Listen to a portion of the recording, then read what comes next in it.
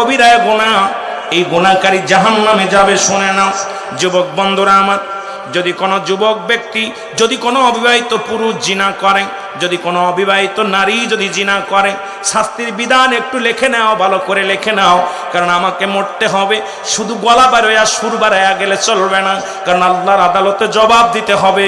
মুসলমান শুনে নাও, রুহুল আমিন সাহেব তোমাকে বক্তা বানাইছিলাম, একদিন তো উচিত কথা বলো নাই, শুধু কিস্তা কাহিনী দিয়া মানুষকে ভঙ্গি দিয়া গান দিয়া পাগল বানাইছো। হক কথা একদিন তোমার জবান দিয়ে বাইর হয় নাই। ও মুসলমান শুনে নাও, যদি কোনো অবিবাহিত নারী পুরুষ জিনা করে, জিনার শাস্তির বিধান হলো সর্বপ্রথম তাদের গায়ের মধ্যে 100 ডুরা মারতে হবে। ভালো করে লিখে নেন বাবা। এবার যদি কয়েকটা ডুরা মারা পরে যদি মারা যায়, এ যুবকরা তোরা শুনে নে, ভালো করে শুনে নে, আজকের ওয়াজ আছে, এই দুইটি ওয়াজ ভালো করে খেয়াল কর, এই দুইটি ওয়াজ খেয়াল কর। নবীজি বলে গেছেন বিধান, ইসলামের বিধান শোনো, কোরআনের বিধান শোনো, কোরআনের বিধান।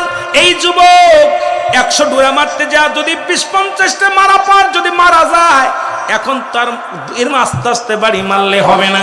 গায়ে যাদের বল আছে, শক্তি আছে, তাদের দিয়ে বেতের আঘাত করাইতে হবে, চাবুকের আঘাত। কয়েকটা বাড়ি মারা পর যদি মারা যায়, মারা গেলে তারে গোসল করাবে, গোসল করায় তারে কাফন পরাবে, কাফন পরায় তার জানাজা পড়াবে, জানাজা পরায় তার দাফন করাবে, দাফন করায় বাকি যে বেতের আঘাতগুলো থাকবে এগুলো তার কবর উপর মারতে হবে। এটা হলো ইসলামের বিধান।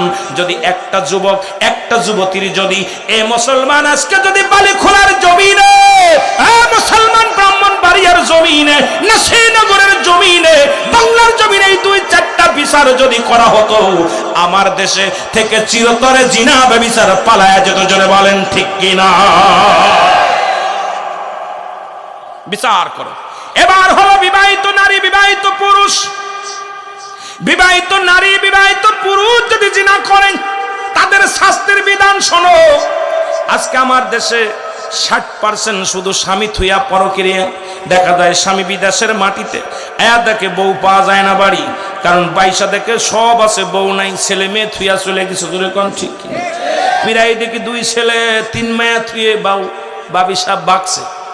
মুসলমান শোনো না, যদি কোনো বিবাহিত নারী বিবাহিত পুরুষ জিনা করেন, শাস্তির বিধান হলো সর্বপ্রথম তাদের মাটির ভিতরে বুক পর্যন্ত মাটির ভিতরে পুঁততে হবে, মাটির ভিতরে পুঁতে তারে কঙ্কার মারতে হবে, পাথর ছুঁড়ে মারতে হবে, যতক্ষণ পর্যন্ত মৃত্যুবরণ করবে না। নিশ্চিত হওয়া লাগবে মারা গেছে, নিশ্চিত হওয়া লাগবে মারা গেছে। যখন মারিয়া কঙ্কার মারা পর যখন মারা যাবে, মারা গেলে তার ওই দেহটা মাটি থেকে খুঁজে উঠাইতে হবে, উঠায়া দিবালয় মানুষের সামনে ফেলে দিতে হবে, কুকুর শিয়াল দেখায় ফেলতে হবে। কোনো বিবাহিত পুরুষ বিবাহিত নারীর কোনো জানাজা হবে না, বিবাহিত নারী বিবাহিত পুরুষের কোনো দাফন করা যাবে না, বিবাহিত নারী বিবাহিত পুরুষের কোনো গোসল করানো যাবে না, বিবাহিত নারী বিবাহিত পুরুষের কোনো জানাজা হবে না। একটা বিচার যদি আজকে বালিখোলার জমিনে হতো, আমার দেশের মা বোনেরা এই দুনিয়ার মধ্যে ইজ্জতটা কোনোদিন বিলায় দিত না। আমার দেশের যুব সমাজ অন্য বেগানা মহিলার কাছে জীবনেও যাইত না। জোরে বলেন ঠিক কি না? অ্যারিস্টটল সক্রেটিসের বই পড়ার পর লেখা পর উনি বইয়ের পিছনে লিখছে নো দাই সেল, নিজেকে নিজে চিনতে হবে, মানার ফর নফস, নিজের নফসকে চিনতে হবে, কলবুস সালিম। আরে তোর চরিত্র তুই নিজেই চিনতে পারি, তোর চরিত্রের ক্যারেক্টার কত খারাপ, তুই জাতিকে কি দিবি? কারণ জাতিকে দেওয়ার আগে তোর চরিত্রকে কন্ট্রোল করার দরকার। জোরে বলেন ঠিক কি না? মুসা আলাইহিস সালাম ডাক দিয়ে বলে, আমার আল্লাহ, এর চাইতে বেশি যখন কোন বান্দা বান্দিরে ভালোবাসেন গো আমার আল্লাহ, ওই বান্দা বান্দির মধ্যে আপনি কি দান করেন? আমার আল্লাহ বলেন, মুসা রে, তার চাইতে যদি একটু বেশি ভালোবাসি, ওই বাড়ির মধ্যে, ওই মহল্লার মধ্যে, গ্রামের মধ্যে, ওই ফ্যামিলির মধ্যে আমি বেশি বেশি মেহমান পাঠায়া দিই। জোরে বলেন মারহাবা। কি পাঠায় দেয়? মেহমান পাইলে বেজার হওয়া যাবে না। আজকে এই মাহফিলকেও ছিলা করে 1 সপ্তাহ আগে অনেকের শ্বশুর আসছে, শাশুড়ি আসছে, কত গান আসছে কিনা। ঢাকায় যারা চাকরি করে, ব্যবসা করে, সবাই চিন্তা করছে জান্নাতের বাগানে হাজিরা দিব। ব্যবসা বাণিজ্য বাদ দিয়া চিন্তা করছে আজকে শনিবারের দিন, শুক্রবারের দিন, যেহেতু আজকে শুক্রবার, আগামী দিন শনিবার, 2টা দিন বন্ধ আছে, এক হলো জান্নাতের বাগান। হিসাব করে মিলান, প্রতিটা বাড়িতে দুই একজন মেহমান আসছে, জোরে বলেন ঠিক কিনা? তাহলে আল্লাহ বলেন, বান্দারে যখন কোনো বান্দা বান্দির উপরে আমি বেশি খুশি হয়ে যাই, তখন ওই বান্দার বাড়িতে মেহমান পাঠায়া দিই। আমরাও কিন্তু দূরের মেহমান, জোরে কোন ঠিক কিনা? আমরাও দূরের মেহমান। ওলামা একরাম আসছেন আপনার বাড়ির মেহমান হইয়া, এলাকার মেহমান হইয়া। তাহলে আল্লাহ তাআলা খুশি হলে বৃষ্টি দান করে, আল্লাহ তাআলা বেশি খুশি হলে মেহমান পাঠায়া দেয়। মুসা নবী ডাকতে বলে, আমার আল্লাহ, এর চাইতে যখন কোনো বান্দা বান্দির উপরে আপনি খুশি হন, তখন কি দান করেন? আমার আল্লাহ বললেন, মুসারে শোনো, সব চাইতে যখন আমি কোনো বান্দা বান্দির উপরে রাজি খুশি হয়ে যাই, ওই ঘরের মধ্যে বেশি বেশি কন্যা সন্তান দান করি। জোরে বলো মারহাবা। সব চাইতে বেশি যখন খুশি হয়ে যাল্লাম, এই ঘরের মধ্যে কি পাঠায়? মেয়ে পাঠায়। আপনার মেয়ে হয়, অনেকের কয় হুজুরগের শুধু মেয়ে হয়। সুতরাং আমি আপনাদেরকে বলে যাই, যদি কোনো কন্যা সন্তান এই দুনিয়ার মধ্যে আগমন করে, কষ্ট পাওয়া যাবে না, কষ্ট পাওয়া যাবে না, তাদেরকে ভালোবাসতে হবে। যদি কোনো কন্যা সন্তান হওয়ার পর যদি কোনো বাবা মা কষ্ট পায়, মনটা বেজার হয়ে যায়, ওই কন্যা মুখটা হাসায় দিয়ে যায় বাবা, ওই মেয়ে দ্বারা দুর্নাম হয়, ওই মেয়ে দ্বারা কলঙ্ক হয়। এই জন্য যখন মেয়ে দুনিয়ার মধ্যে আপনার গর্ভে আসবে, যখন কন্যা সন্তান দুনিয়ার মুখ দেখবেন, খুশি মুখে আলহামদুলিল্লাহ বলে শুকরিয়া আদায় করে তারে কোলে তুলে নেবেন। সব কিছু ছেলে মেয়ে সব কিছুর দান করার মালিককে। আর একটু জোরে বলেন আল্লাহু আকবার। সুতরাং আমার ভাইয়ের, আজকে বৃষ্টি হয়েছে, এটার মধ্যে কল্যাণ আছে কি নাই? জোরে বলেন, কল্যাণ আছে কি নাই? এ মুসলমান, আজ 2-3 দিন ধরে মাহফিল একটা আনন্দ মাহফিল হবে, অমুক দিন মাহফিল হবে, অথচ 2-3 দিন ধরে বৃষ্টি আপনাদের মাঝে। কেউ মনে কয়, মুনাফিকদের মনে কয় মাহফিল হবে না। যারা দুশমনের রাসূল, তাদের তো মনে আনন্দ লাগছে মাহফিল হবে না। কিন্তু আল্লাহর প্রিয় বান্দারা, রাসূলের প্রেমিকরা এই জান্নাতের বাগান মেলা বেলাইয়া এই জান্নাতের বাগানে বসে পড়ছে। এখন মুনাফিকরা চিন্তা করে মাহফিল হয়েই গেল। কেউ বুঝিতে পারে না রে আমার আল্লাহ তাআলার খেলা। বলেন, কেউ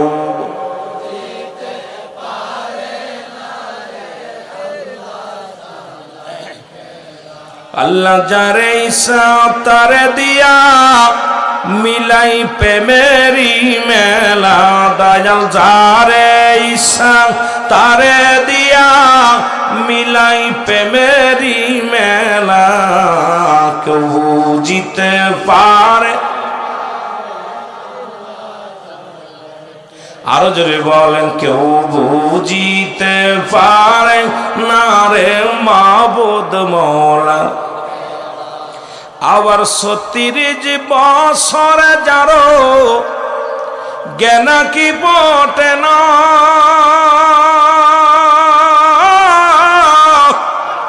6 মাসের কালের আবার পাই যে 16 আনারে দয়াল, পাই যে 16 আনা। দয়াল যারে ইচ্ছা তারে দিয়া মিলাই প্রেমেরি মেলা।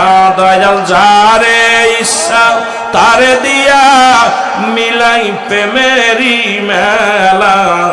কেউ বুঝিতে পারে না রে আমার আল্লাহ তাআলা। আরো জোরে বলেন, কেউ বুঝিতে। 36 বছর যারো জ্ঞান কি পটে না,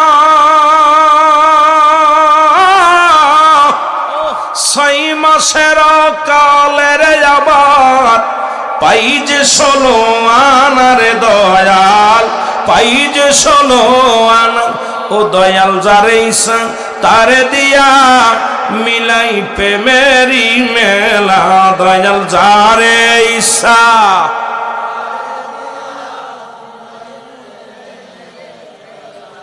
কেউ বুঝিতে পারে না রে আমার আল্লাহ তাআলা। সুবহানাল্লাহ। এ দুনিয়ার মুসলমান,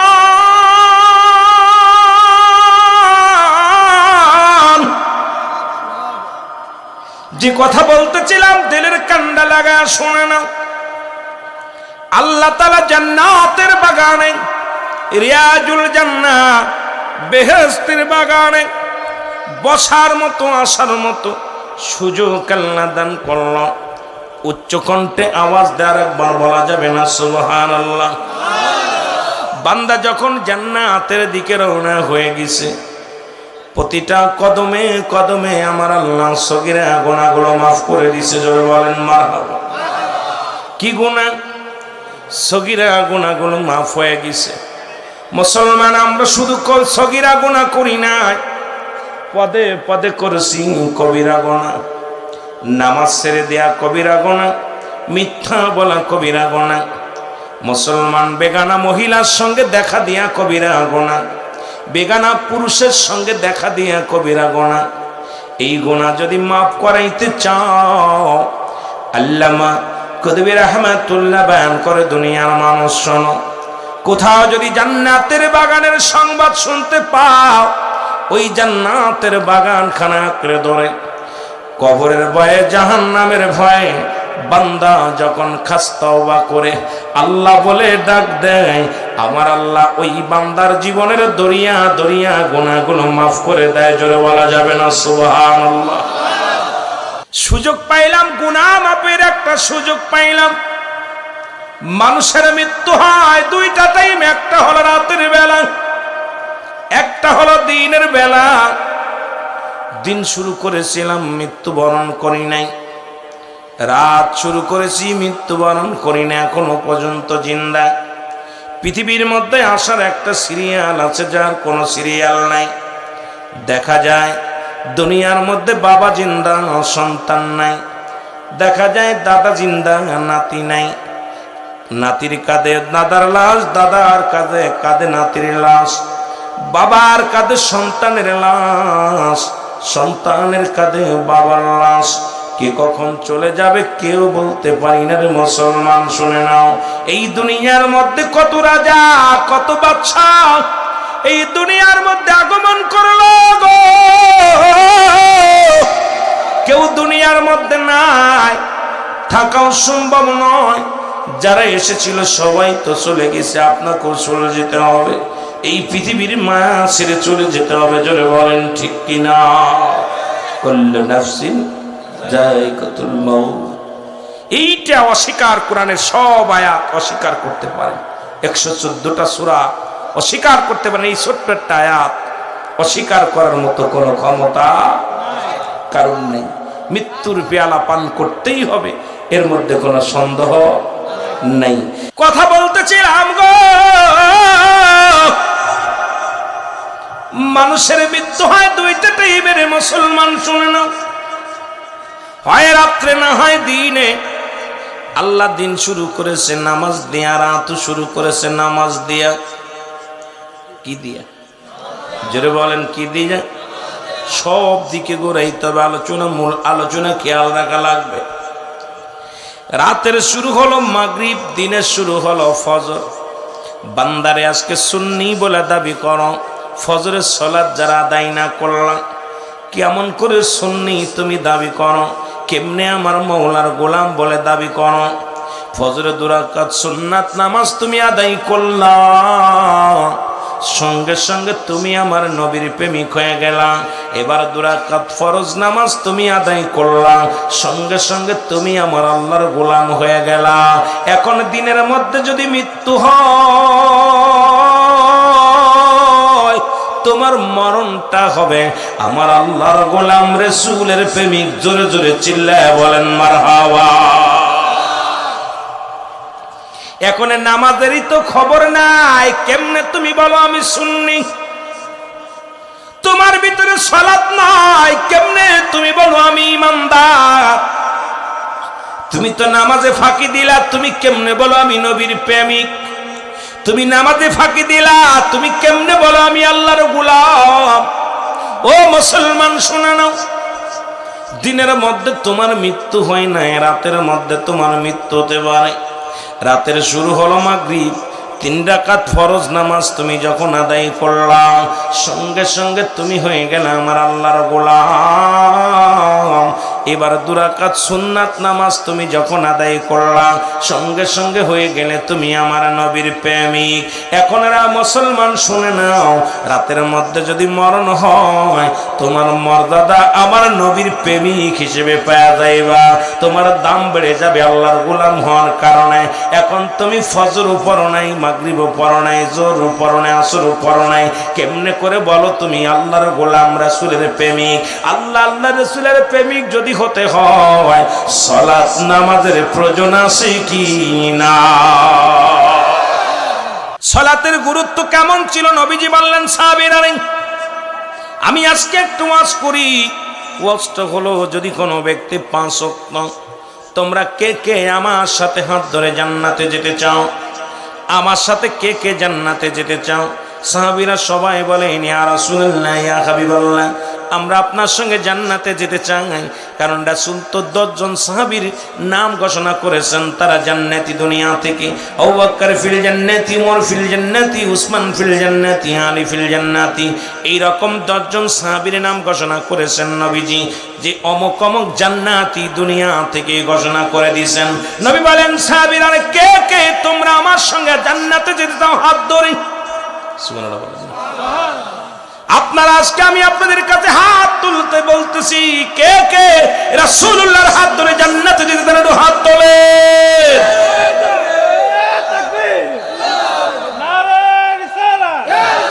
রাসূল বললেন, শুনে নাও, যে ব্যক্তি 5 ওয়াক্ত সালাত জামাতের সঙ্গে সময় মতো, ওক্তীয় মতো যদি কোনো ব্যক্তি সালাতটা আদায় করতে পারে, জামাত অথবা সময় মতো ওক্তীয় মতো নামাজটা আদায় করতে পারে, আমি নবী ওয়াদা করলাম আমার ওই উম্মতের সঙ্গে, আমার ওই মুসলমান শুনে নাও, আমি নবী তারে হাত ধরে জান্নাতে নিয়ে যাব। জোরে বলেন মারহাবা।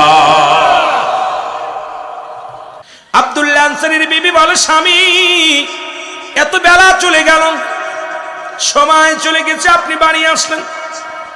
বলে, বিবি রে, রহমতের নবী আজকে ওয়াজ করছে, ওয়াজ শুনতে যায় দেরি হয়ে গেছে। বলে, কি ওয়াজ করছে বলেন? কি ওয়াজ করছে নবীজি, কি ওয়াজ করছে বলেন? বলে, বিবি রে, আমার নবী ওয়াজ করছে, যে ব্যক্তি 5 ওয়াক্ত নামাজ, 5 ওয়াক্ত সালাত সময় মতো ওক্তীয় মতো, জামাত অথবা যদি মেয়েদের তো জামাতে যাইতে পারে না, এরাও যদি সময় মতো ওক্তীয় মতো নামাজটা আদায় করতে পারে, আল্লাহ নবী ওয়াদা করেছে তার হাত ধরে জান্নাতে নিয়ে যাবে। জোরে জোরে চিল্লায়া বলা যাবে না মারহাবা। বিবি ডাক দিয়ে বলে, স্বামী আমি আপনার বিবি, আপনার কাছে বাড়ি চাই না, গাড়ি চাই না, কোনো অলংকার চাই না, ধন ভান্ডার কিচ্ছু চাই না, আপনার কাছে একটু দাবি করব, আমাকে একটু সুযোগ দিবেন, আমিও যেন 5 ওয়াক্ত সালাত আদায় করতে পারি, আপনি রাসূলুল্লাহর হাত ধরে জান্নাতে যাবেন, আমিও যেন সালাতটা আদায় করে নবীর সাথে জান্নাতে যেতে পারি রে স্বামী, আমাকে সেই সুযোগটা আপনি দেয়া দিবেন। আমাদের বিবি হলে বলতো, বাড়ি আনকে আমাদের বিবিগুলো বলে, বালা এনে দিবা, চুরি এনে দিবা, টিভি কিনে দিবা, ওটা কিনে দিবা, ওটা কিনে দিবা। কয়েকজন বিবি বলে, স্বামী আমার জন্য একটা জায়নামাজ আইনো, আমার জন্য একটা তসবিহ আইনো, আমার জন্য একটা বুরকা নিয়ে আসো রে স্বামী, আমার জন্য একটা হিজাব নিয়ে আসো, আমি বেপরদায় ঘর থেকে বাইর হব না, আমি নামাজ ছাড়া আমি তসবিহ নিয়ে আসবা স্বামী, রাতের অন্ধকারে তোমার খেদমত করার পর সন্তানাদি যখন ঘুমায় পড়বে, আমি অন্ধকার রাত্রে আমি আমার তাহাজ্জুদের নামাজ পড়ে আমি আল্লাহর দরবারে 2টি চোখের পানি ছেড়ে কাঁদবো, আমার আল্লাহ তো এই দুনিয়ার মধ্যে আমার বেশি দিন রাখবে না, এই দুনিয়ার মায়া ছেড়ে চলে যেতে হবে, দুনিয়ার মধ্যে থাকবো না। কারণ পৃথিবীতে 3টা বিপদ, নাম্বার 1 হলো মানুষের মরণ, নাম্বার 2 হলো কবর, নাম্বার 3 হলো কিয়ামতের ময়দান। এ মুসলমান, কয়টা বিবি আছো গো? আব্দুল্লাহ আনসারীর বিবি ডাক দিয়ে বলে, স্বামী রে, আপনি আমাকে একটু সুযোগ করে দিবেন, সময় করে দিবেন, আমিও যেন 5 ওয়াক্ত সালাত সময় মতো আদায় করতে পারি। কেমন বিবি, কেমন স্বামী? আমার ভাইরা, রহমতের নবী রাহমাতুল লিল আলামিন কি করলেন? একদিন নয়, দুদিন নয়, 3-4টা দিন নামাজ পড়ে নবীজি সালাম ফিরায় দেখে আব্দুল্লাহ আনসারী নামাজে আসে, কিন্তু নামাজ শেষ করে আব্দুল্লাহ আনসারীরে পাওয়া যায় না। আমার নবী ডাকতে বলে, সাহাবীরা রে, আমার আব্দুল্লাহ আনসারী প্রতিনিয়ত নামাজে আসে দেখি, যখন আযান পড়ে যায়, আর যখন নামাজের আযান পড়ে যায়, হাইয়া আলাস সালাহ নামাজের জন্য, হাইয়া আলাল ফালাহ কল্যাণের জন্য, বান্দা যখন ছুটে চলে যায় মসজিদে, আমার উম্মতেরা যখন ছুটে আসে, আমিও দেখেছি আমার আব্দুল্লাহ আনসারী ছুটে আসে, তবে সালাত সালাম ফিরে আমার আব্দুল্লাহ আনসারীর আর দেখতে পাই না। সাহাবীরা বলে, হুজুর হয়তো দুনিয়ার কোন প্রেমে পড়ে গেছে। আমার নবী বলে, আমি নিজেই যাব, দেখতে যাব, নিজেই খবর নিব। নবীজি চলে গেলেন। নবী যা সালাম দা, আসসালামু আলাইকুম ইয়া আহলাল বাইত, একবার নয়, দুবার নয়, 3-3বার সালাম দিলেন। সালামের কোনো জবাব পাইলেন না। রহমতের নবী ফেরত আসলেন। আমার নবীজি ফেরত আসলেন, পিছন থেকে আব্দুল্লাহ আনসারী একটা দৌড় দেশে নবীর পাশাপাশি দাঁড়ায় সালাম দেয়, ওয়ালাইকুম আসসালাম ইয়া রাসূলুল্লাহ, ওয়ালাইকুম আসসালাম ইয়া হাবিবাল্লাহ, ওয়ালাইকুম আসসালাম ইয়া রাহমাতাল লিল আলামিন। আল্লাহর নবী বলে, আনসারী রে, তুমি তো সালামের, এ আনসারী তুমি তো সালাম কানে শুনেছিলাম, আমি 3বার সালাম দিয়েছিলাম, তুমি 3বারই সালামের জবাব দিছো। এর মানে আমি বুঝতে পেরেছি তুমি 3বারই সালাম শুনেছিলে, কেন তুমি উত্তর দিলা না? আনসারী বলে, ইয়া রাসূলুল্লাহ, আমি কেন উত্তর দিই নাই? আমি এর জবাব দিতে পারবো না। যদি আল্লাহ নবীজি দয়া করে আমার ঘরের ভিতরে আর একবার যাইতেন, তাহলে আমি বলতে পারতাম কেন জবাব আমি দিই নাই। নবী বলে, চলো যাই। কেমন নবী দেখেন না, রহমতের নবী।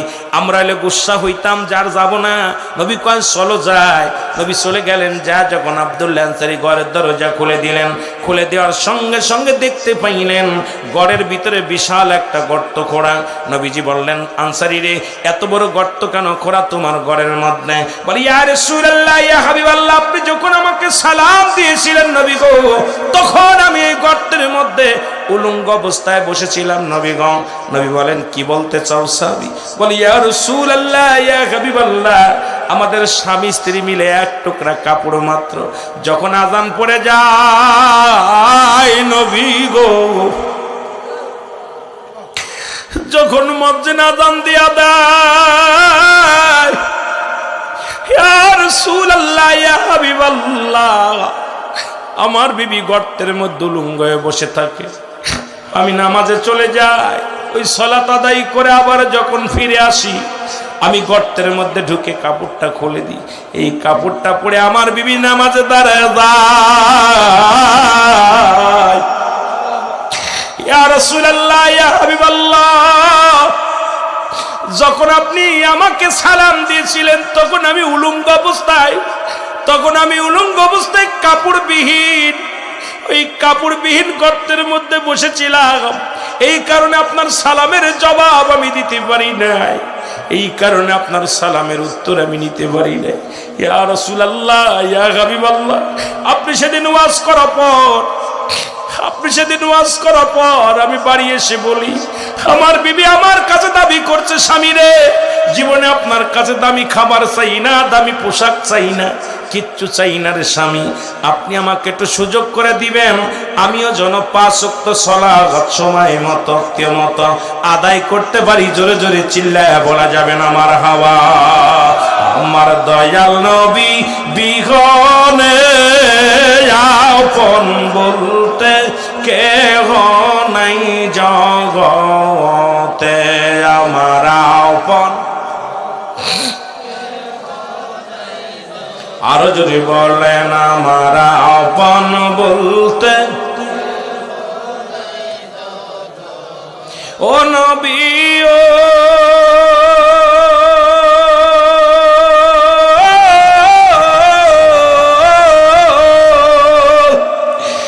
বালি খোলেন আসে কান্দা হইয়া দিওয়ানা, ডাকি তোমার প্রেমে গো রাসূল বুইলা যায় না, আমার দয়াল নবী বিহনে আপন বলতে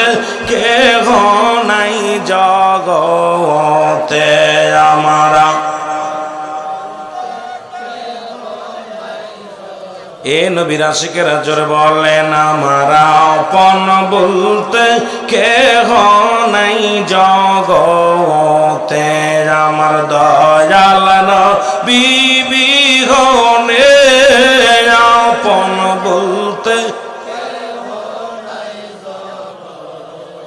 ও নবী ও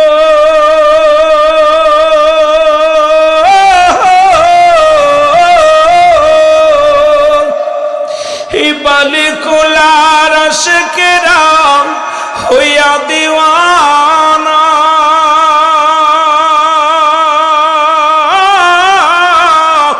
দুরুদ সালাম গো পড়ি নবী ভুইলা যায় না, এর দুরুদ সালাম করি নবী ভুইলা যায় না, আমার দয়াল নবী বিহনে আপন বলতে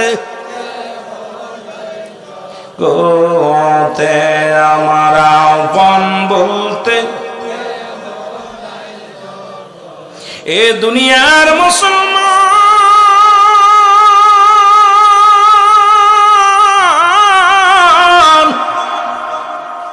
আল্লাহর নবী বলেন শরীরে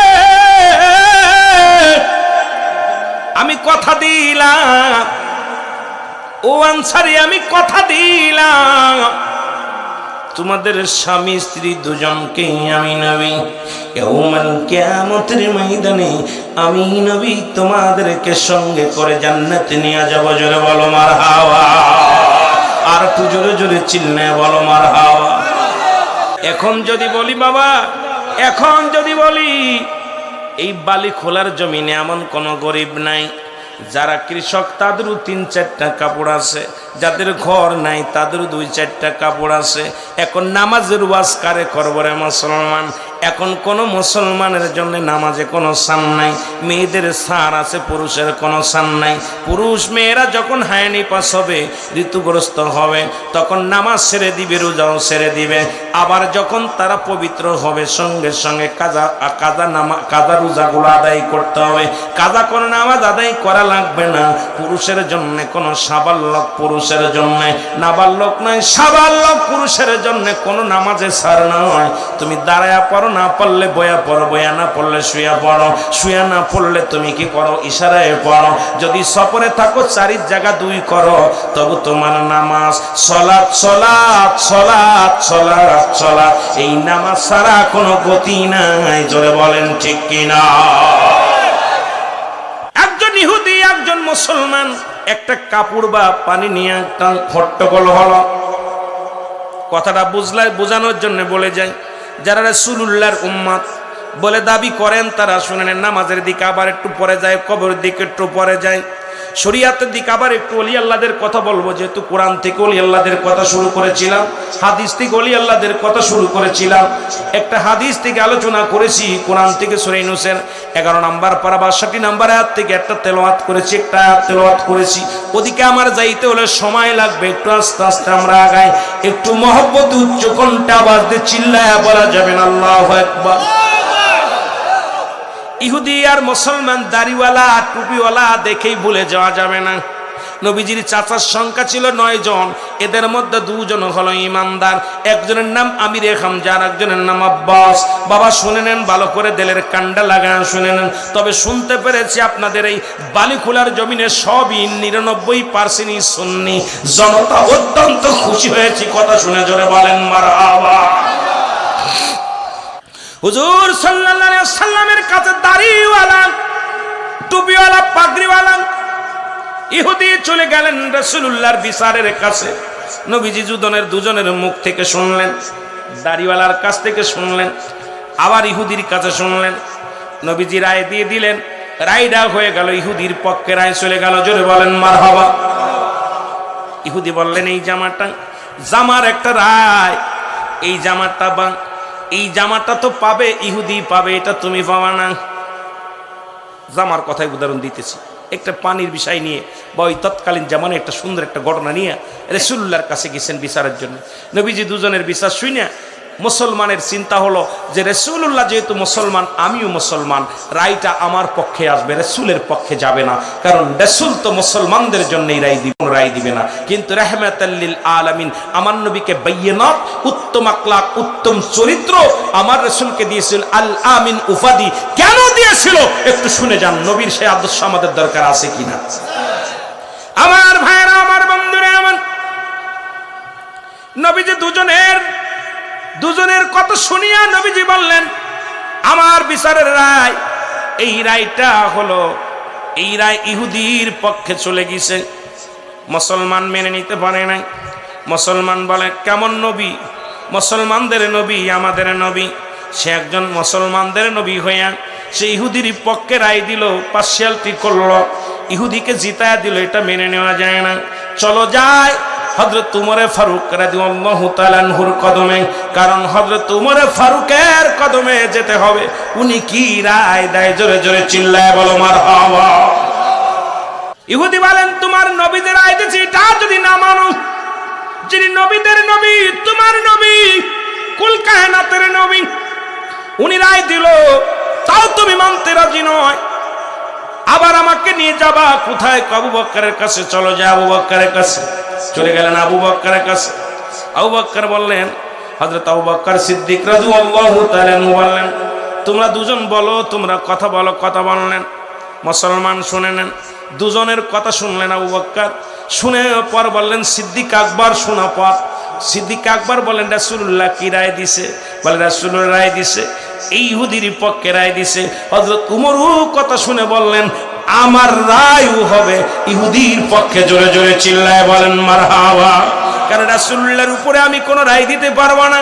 রাসূল যে রায় দিয়েছে, রাসূল যে বিচার করেছে, রাসূলের বিচারের উপর আর কে বিচার করবে? এই মক্কা মদিনার বুকে আমার নবীর বিচারের সঙ্গে আমার নবীর রায় যেটা দিয়েছে, এই রায়কে দ্বিখণ্ডিত করবে এমন কোন ব্যক্তি পৃথিবীর মধ্যে আসেন নাই, যিনি নবী, আমার কুল কায়নাতের নবী রাহমাতুল লিল আলামিন, যে ডিসিশন নিছে, এই ডিসিশন সঠিক ডিসিশন নিছে। জোরে জোরে চিল্লায় বলেন মারহাবা। মুসলমান দাড়িওয়ালা টুপিওয়ালা ক্ষিপ্ত হয়ে গেলেন, কয় কি ব্যাপার? রাসূল রায় দিল ইহুদির পক্ষে, হযরত উমরে, হযরত আবু বকর সিদ্দিক উনিও দিলেন রায় ইহুদির পক্ষে। চলো যাই আমরা উমরের কাছে। আল্লাহু আকবার। খাত্তাবের বেটা উমরের কাছে চলে যাই। আল্লাহু আকবার বলেন না। এ মুসলমান শুনে নাও, আজকে মুসলমান, তোমরা মুসলমান হইয়া আজকে কত বড় জাতির কত দাম তোমাদের, কত ইজ্জত, কত তোমাদের সম্মান, তোমরা জানো না। তোমার নবীর আদর্শ আমাদের, তোমাদের মধ্যে নাই, আমার নবীর আদর্শ আমাদের মধ্যে নাই। কারণ সমস্ত নবীগণ আফসোস করেছি, এ রব্বি, আমার আল্লাহ, এ রব্বি করিম, আমি আখিরি নবীর উম্মত, আমাদেরকে বানাও। আমরা বিনা দরখাস্তই, বিনা চাওয়ায় এমন একজন নবীর উম্মত হতে পেরে আমরা বড় ধন্য। জোরে জোরে চিল্লায় বলেন ঠিক কিনা। আমার ভাইরা, আমার বন্ধুরা, আমার ইহুদি বললেন, তুমি রাসূলের রায় মেনে নিতে পারলা না, হযরত উমরের রায়, হযরত আবু বকরের রায় মেনে নিতে পারলা না, আবার কার কাছে যাব? তোমাদের বড় নেতা দুজন, তার কাছে গেলাম, রায় তো তারা দিচ্ছে, আবার কার কাছে যেতে হবে? কয় না, যেতে হবে, দেখি উমর কি রায় দেয়। বলে উমরের কাছে যাবা? ঠিক আছে, চলো যাই, দেখি উমর কি করে। সুবহানাল্লাহ বলেন না। হযরত উমর ফারুকের কাছে যখন চলে গেলেন, খাত্তাবের বেটা উমর বসে আছে। ইহুদি যে বললেন, আমিনুল মুমিনিন, আমি আপনার কাছে এসেছি একটা বিচারের জন্য, আপনি দয়া করে বিচারটা করেন। উনি বললেন রায়। দুজনের মুখের কথা শুনলেন। কয়ের আগে কার কাছে গিয়েছিলে? কয় রাসূলের কাছে গিয়েছিলাম। রাসূল কি বিচার দিস, কি ফয়সালা দিছে? কয় ফয়সালা হলো ইহুদির পক্ষে গেছে। তারপরে কার কাছে গিয়েছিলে? বলে তার কাছে পরে গিয়েছিলাম হযরত আবু বকরের কাছে। আবু বকর কি রায় দিছে? বলে রায়টা দিছে ইহুদির পক্ষে দিছে। এখন আপনি আপনার কাছে বড় আশা করে এসেছি হুজুর, আপনি আমার পক্ষে রায় দিবেন, যেহেতু আমি মুসলমান, আমি দাড়িওয়ালা টুপিওয়ালা, কোরআন পড়তে পারি, আমি কোরআন বুঝি, কোরআন মানি। মুসলমান শুনে নাও, ভালো দিলের কান্ডা লাগায় শোনো। ইহুদি বললেন, হুজুর আপনি যে রায় দিবেন আমি মেনে নেব। বলে দাঁড়াও, আমি রায় দিব। যে ব্যক্তি আমি রায়, আমার রায় শুনবো, আমার রায় কি মেনে নিবা? কয় নিব। তাহলে দাঁড়াও, যে ব্যক্তি আমার রাসূলের রায় মানতে পারে না, যে ব্যক্তি হযরত আবু বকরের রায় মানতে পারে না, আমার কাছে আশ্রয় নেওয়ার জন্য খোলা তরবারি নিয়ে একটা কোবে সঙ্গে সঙ্গে দাড়িওয়ালা টুপিওয়ালা পাঞ্জাবিওয়ালা এক কোবে গর্দান থেকে মাথাটা ফেলায় দিল। জোরে জোরে চিল্লায় বলেন মারহাবা। আর একটু জোরে জোরে চিল্লায় বলেন আল্লাহু আকবার। কিন্তু আমার রায়, যে ব্যক্তি রাসূলের রায় মানে খুশি হতে পারে নাই, নবীজির ডিসিশনের উপরে ডিসিশন নিতে চায়, আমার কাছে আমার রাসূলের মর্যাদা কত বড়। হযরতে উমরে ফারুক গর্দান ড্যাক করে ফেলে দিল। এলাকার মধ্যে একদম রব উঠে গেল। উমর মুসলমান হত্যা করেছে, দাড়িওয়ালাকে হত্যা করেছে, টুপিওয়ালাকে হত্যা করেছে। আল্লাহু আকবার বলেন। সবার কাছে একটা রব উঠে গেল, মুসলমানরা মুসলমানদেরকে হত্যা করেছে। হযরত উমরে ফারুক দাড়িওয়ালাকে হত্যা করেছে, টুপিওয়ালাকে হত্যা করেছে। হযরত উমরে ফারুক এই পৃথিবীর মধ্যে কি করেছে শুনে নাও। একজন তসবিহ পড়ালাকে হত্যা করেছে। রাসূলের কাছে চলে আসলেন বিচার নিয়ে, সবাই উমর মানুষ মুসলমান হত্যা করেছে। আমার নবীজিকে আল্লাহ ডাকতে বলে, হাবিব আপনি ডিসিশন নিয়েন না, আপনি আগে আগে ডিসিশন নিয়েন না, কারণ হযরত উমর কোন মুসলমানকে হত্যা করে নাই। হযরত উমর হত্যা করেছে অমিনান নাস, মানুষের মধ্যে মায়া করলো, তারা বলবে আমান্না ঈমান আনছে বিল্লাহি, আল্লাহর প্রতি, ওয়াবিল ইয়াউমিল আখির, আখিরাতের প্রতি বিশ্বাস স্থাপন করছে। আমা কুম বিমুমিনিন, আল্লাহর নবী গো শুনে নেন, উনি মুমিন মুত্তাকিন সেজেছিল। ওই মুসলমানদের মধ্যে নাস শব্দের অর্থ মানুষ। দুনিয়ার মুসলমান শুনে নাও, আল্লাহ ডাকতে বলে হাবিব ওমর কোন মুসলমান হত্যা করে নাই, ওমর কোন ইমানদার হত্যা করে নাই, ওমর কোন মুমিন হত্যা করে নাই। ওমর যাকে হত্যা করেছে তিনি ছিল এই জামানার মধ্যে সবচেয়ে বড় মুনাফিক। জোরে জোরে চিল্লায় বলেন আল্লাহু আকবার। আর এই মুনাফিক কাফেরদের জন্য আমি আল্লাহ প্রস্তুতি রাখলাম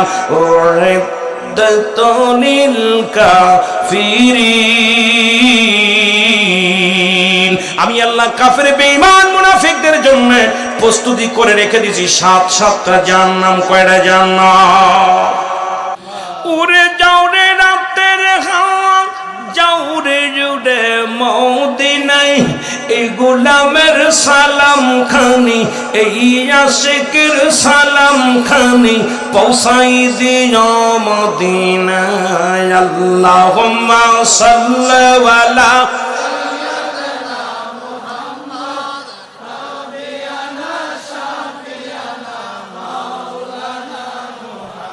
আদম যখন মাটি পানি, মোর নবীজি খোদা রাসূল।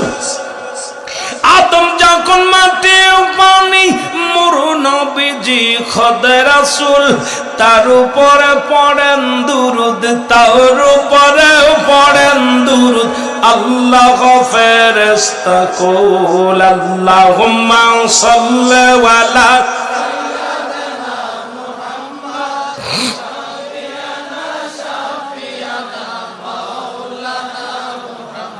আরো জোরে বলেন আল্লাহুম্মা সাল্লি আলা নবিয়িনা শাফিয়ানা। আকাশ কান্দে, বাতাস কান্দে, কান্দে বিবি ফাতিমা। জমিন আসমান কান্দে, জমিন আসমান কান্দে, কান্দে সোনার মদিনা। আল্লাহুম্মা সাল্লি আলা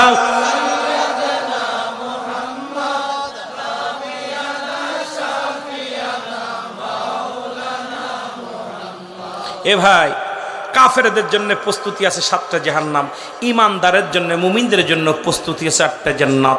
আল্লাহ বলে উইদ্দাত লিল মুমিনিন, মুমিন মুত্তাকিনদের জন্য প্রস্তুতি করে রাখা আছে 8টা জান্নাত। সুবহানাল্লাহ বলেন না? কয়টা কয়টা? কেডা কেডা যাবেন? মারহাবা। এইবার তাকবীর, নারে রিসালাত, আহলে সুন্নাত ওয়াল জামাত জিন্দাবাদ, মালিকুল্লাহ ব্যবসায়ী মাহফিল জিন্দাবাদ। বাইরে দেখলাম মুখটা বেজার আপনাদের, জাহান্নামের কথা হই না। অনেকেই চিন্তা করছে রুল আমিন ভাই এতবেলদের ওয়াজ করতেছি, জাহান্নামের টিকিট দিয়ে গেল, জান্নাতের টিকিট দিব না। হ্যাঁ, জাহান্নামীদের জন্য টিকিট আছে, জান্নাতীদের জন্য টিকিট আছে। সেই টিকিটটা হলো মুমিন হতে হবে, মুত্তাকিন হতে হবে। জোরে বলেন ঠিক কিনা? এই জন্য আল্লাহ বলে ইয়া আইয়ুহাল্লাযীনা আমানু, ঈমানদার বিশ্বাসীরা। আল্লাহ যে বলতে ইয়া আইয়ুহান নাস, হে মানুষ সম্প্রদায়, আল্লাহ মানুষকে ডাকে নাই, আল্লাহ ডাকছে ঈমানদারদেরকে। দুখুলু ফিস-সিলমি কাফা, পরিপূর্ণভাবে প্রবেশ করো। কিসের মধ্যে? ইসলামের মধ্যে। কারা ঢুকবে? ঈমানদাররা। জোরে বলা যাবে না আল্লাহু আকবার। কারা ঢুকবে? কথা কই না রে। কারা ঢুকবে? ইয়া আইয়ুহাল্লাযীনা আমানু, হে ঈমানদারেরা, বিশ্বাসীরা। কত সুন্দরভাবে ডাক দেয় হরফে নেদা দিয়া। এ ঈমানদার, এ ছেলেরা, হে বৎসরা, এ ভাইয়েরা, আল্লাহ ডাকতেছে আমার ঈমানদারেরা হন, পরিপূর্ণভাবে প্রবেশ করো। কিসের মধ্যে? এখন ইসলামের আবিধানিক শাব্দিক কত ডক্টর আছেন, পীর সাহেব কেবলা আছেন। ইসলামের আবিধানিক অর্থ আছে ৮০ থেকে ৮২টা। এই ৮০টা ৮২টা যদি ওয়াজ করি রাত শেষ। ইসলাম মানে শান্তি, ইসলাম মানে আত্মসমর্পণ, ইসলাম মানে নিজে না খেয়ে অন্যরে খাওয়ানো, ইসলাম মানে নিজে না ঘুমানো অন্যরে গম পানো, ইসলাম মানে নারী সতীত্ব পাহারা দিতে হবে, ইসলাম মানে নিজের দুঃখে থেকে অন্যের সুখে রাখতে হবে, ইসলাম মানে নিজে কষ্টে থেকে অন্যের সুখে রাখতে হবে, ইসলাম মানে একত্ববোধ। এখন এইরকম ৮০ থেকে ৮২টা শাব্দিকত্ব। এখন আমরা খালি কই ইসলাম মানে শান্তি, ইসলাম মানে আত্মসমর্পণ, একদম শেটাং করে দিব বাড়িয়ে। জোরে বলে ঠিক কিনা? ইসলাম যদি মানো, কোনোদিন তোমার হাতে কোনো নারী ধর্ষিত হবে না। ইসলাম যদি মানো, জীবনে কোনোদিন সুদ খাইতে পারবা না। ইসলাম যদি মানো, কোনোদিন ঘুষ খেতে পারবা না। ইসলাম যদি মানো, তুমি জিনা ব্যভিচার করতে পারবা না। ইসলাম যদি মানো, পরে সম্পদ লুণ্ঠন করতে পারবা না। ইসলাম যদি মানো, তুমি কোনোদিন পরের হক নষ্ট করতে পারবা না। ইসলাম যদি মানো, নামাজ ছাড়তে পারবা না। ইসলাম যদি মানো, রোজা ছাড়তে পারবা না। ইসলাম যদি মানো, হজ ছাড়তে পারবা না। ইসলাম যদি মানো, তুমি হক নষ্ট করতে পারবা না। ইসলাম যদি মানো, আদর্শ নষ্ট করতে পারবা না। ইসলাম যদি মানো, এই দুনিয়ার মধ্যে তোমার দ্বারা কোনো অন্যায় কাজ হতে পারে না, পারে না, পারে না। জোরে বলেন ঠিক কিনা? শিক্ষক বলতো মানুষের মতো মানুষ হতে হবে। আমি তখন চিন্তা করতাম, বাবাও মানুষ, আমিও মানুষ, মাও মানুষ, আমিও মানুষ, দাদাও মানুষ, আমিও মানুষ, শিক্ষক মানুষ, আমিও মানুষ। শিক্ষকেরও হাত আছে, আমারও হাত আছে, শিক্ষকের পা আছে, আমারও পা আছে, শিক্ষকের চোখ আছে, আমারও চোখ আছে, শিক্ষকেরও কান আছে, আমারও কান আছে। তবে কেন মানুষের মতো মানুষ হতে বলে? এখন বুঝি, এখন বুঝি, তখন বুঝি নাই। সেটা হলো যে মানুষের মতো মানুষ হতে হবে।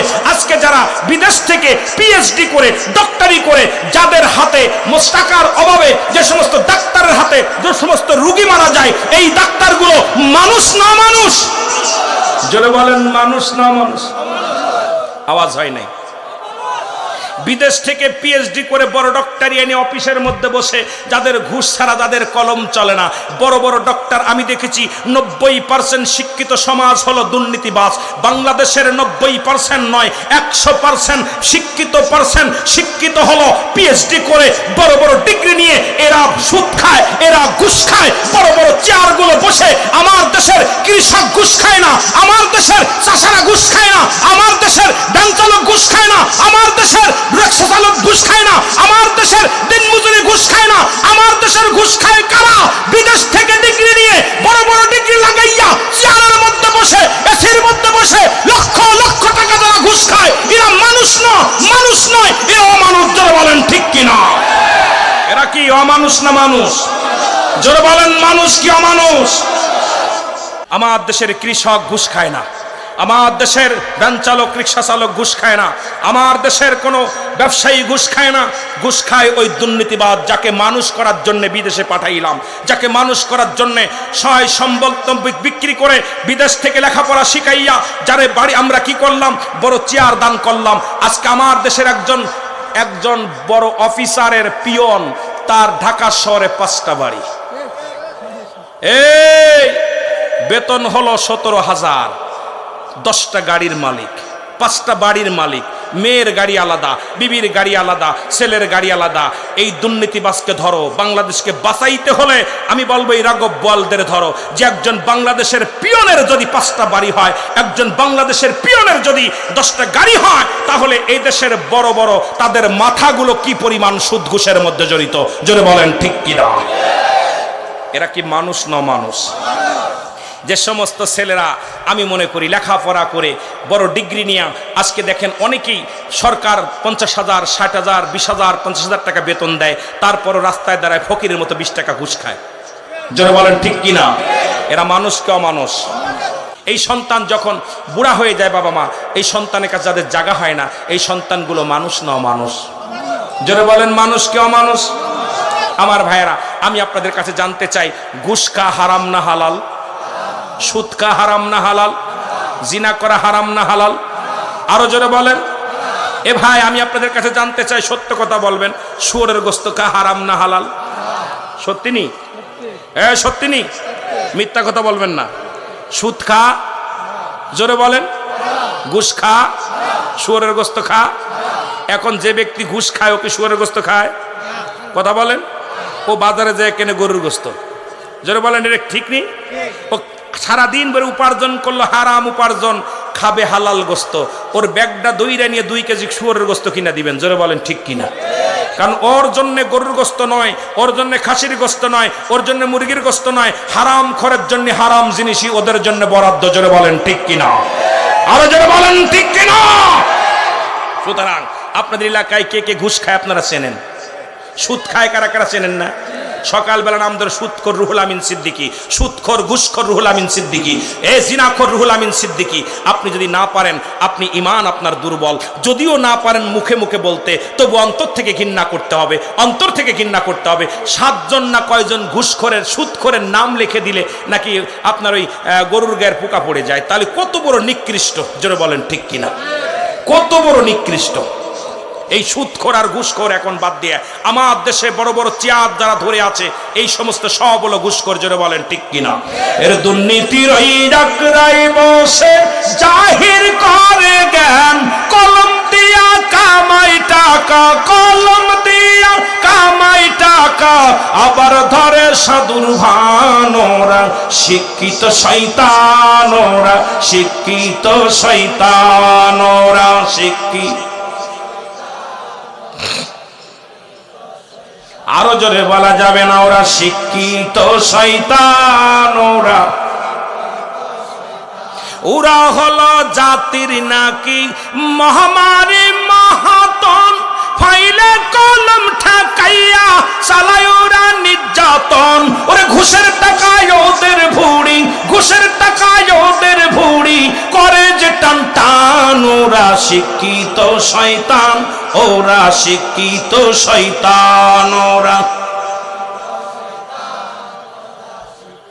আবার স্কুল কলেজের দিকটা ভাই দেখো না চোখ মেলিয়া, মেয়েরা সব বই ছাড়িয়া আছে শুধু প্রেম লইয়া, ঠিক কিনা? আবার স্কুল কলেজের দিকটা ভাই দেখো না চোখ মেলিয়া, ছেলেরা সব বই ছাড়িয়া আছে শুধু প্রেম লইয়া। আরে অস্ত্র যে তার সঙ্গের সাথী, অস্ত্র যে তার সঙ্গের সাথী, হইতেছে মস্তান। ওরা শিক্ষিত শয়তান, ওরা শিক্ষিত শয়তান।